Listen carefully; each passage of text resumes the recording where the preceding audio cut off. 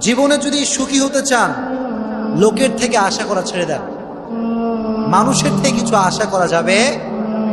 অনেকে খালি লোকের কাছে আশা করে যে আমাকে অমুকে এটা দিবে, অমুকে সেটা দিবে, এত আশা মানুষের ভিতরে কাজ করে। কিন্তু যে ব্যক্তি মানুষের থেকে কিছু আশা করে সে জীবনে কখনো সুখী হতে পারে।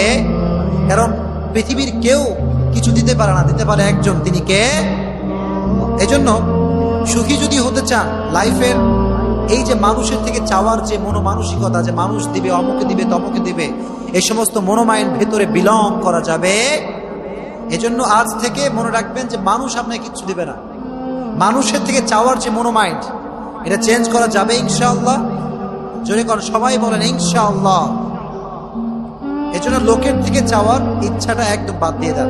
লোকে আমার কিছু দিবে না, আমার বিপদে কেউ আমার কাজে আসবে না, আমার কষ্টে কেউ আমার কাজে আসবে না, এই অ্যাটিটিউড ভিতরে রাখবেন যে মানুষের কাছে আমি কখনো কিছু চেতে পারি